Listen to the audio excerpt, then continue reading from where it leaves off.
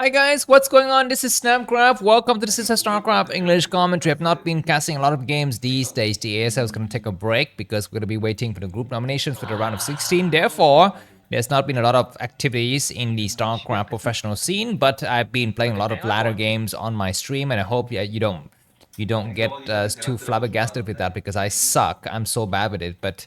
Anyways, this is the weekend. Why not? So I'm just gonna indulge myself with a nice game here in a very, very old and highly anticipated rivalry. It's gonna be Flash versus Jaedong. Flash is not playing the ASL. Jaedong has qualified for the round of 16. Let's see how Jaedong is gonna be prepping up against one of the strongest TvZ right now player in the world. It's gonna be Flash. With his almost invincible build, right? You know, massive Goliaths versus Mutas, as he's demonstrated against Soki in several instances. And let's see how he's going to be able to do against one of the strong Zerg players who's qualified for the round of 16, Jaedong. The map is going to be Dominator. You can see this map at the bottom left of the screen. Let me just go ahead and hide it. So it looks like Flash is going to be created at the bottom left in the orange-ish color, and Jaedong's going to be at the bottom right, and the pro gamer is getting very, very excited about what kind of build Flash is going to be going for. Looks like he's going to be going for Barracks, and not a 14cc, whereas Jaedong has gone for a 12 hatchery. So this build will favor Jaedong slightly here. Let's see how Flash is going to react when he gets to know about Jaedong's situation. But cross-map scouting means that the player who goes for aggression will be slightly disadvantaged, and that is going to be Flash. So that's that. Anyways, as I was pointing out to you previously, that this game is going to be played on the map Dominator. Let me just quickly show you the map stats for Dominator. So for Zerg player, Dominator is a little bit in the mid-ish area here, kind of not so good for Zerg, but not as bad as some of the other maps like Polestar and Dead Body, but still a lot worse than these better maps. It's just Metropolis and Radion. So let's see if Jaedong will be disadvantaged compared to his enemy going into this game. He looks like we're going to be having Command Center coming up now, and yes, he has discovered where that base is located for Flash, and of course Jaedong is going to be feeling very relieved that his barracks first, and this barracks is so far from his expansion. Where are the overlords? There they are, one here, one there. So the Marines would not be able to attack any overlords, because in the early game, sometimes before the Zerglings are available, the Marines would try to go out there and go for some kind of harassment and try to find the overlord. But looks like this overlord is not going to be able to hide. That overlord might be actually in vulnerable situation if the Marines actually come out, but I'm not so sure if Flash is going to venture that far out. Getting very, very much risky with the Zerglings attack. It looks like Jaedong has not made any Zergling. This is going to favor Jaedong a lot here. He's able to skip Zerglings.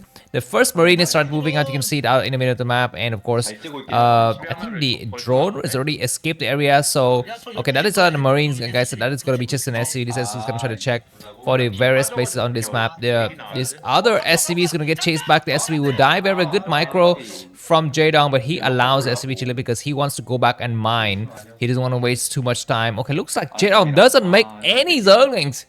This is huge. This is a ridiculously huge decision from Jaedong, and Flash is not punishing him.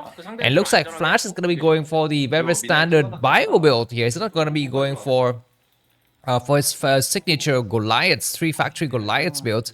So I'm not so sure if this is going to be good or not. And by the way, this game is, as you can see in the pointer, here, this is Daily Pro Leagues, and Jaedong and Flash is going to be playing in one of the final games in the second round here. So whoever wins this game will decide that round. I'm not going to spoil the entire results for you because I might cast some other games. By the way, check the pin comment if I've casted some epic guaranteed to be awesome, explosive, juicy kind of game released early for those who support me without YouTube ads.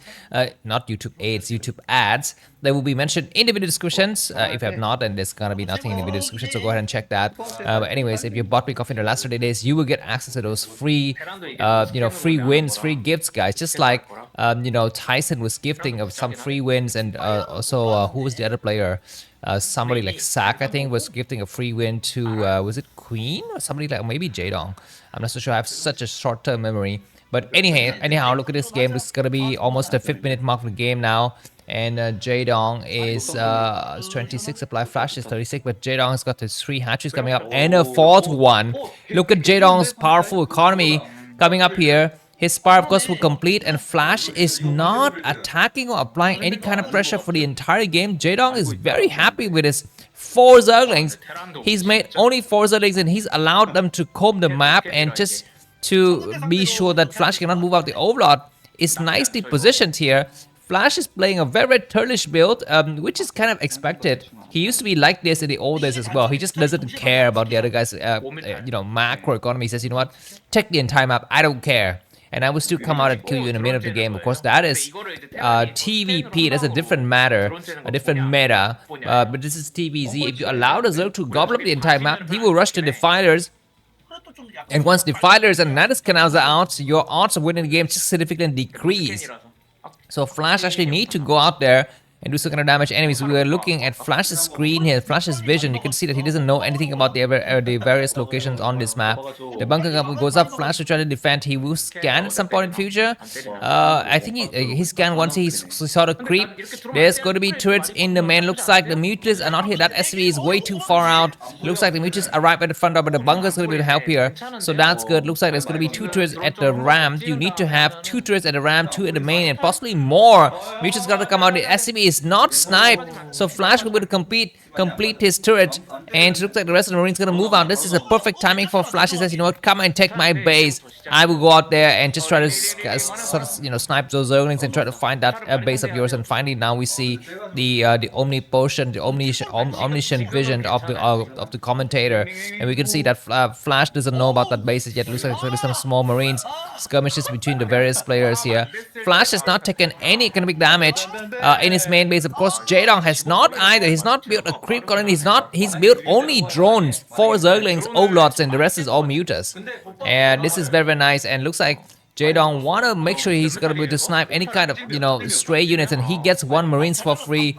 Both players going to be dancing back and forth supply-wise. Jaedong is 60 and Flash is 64.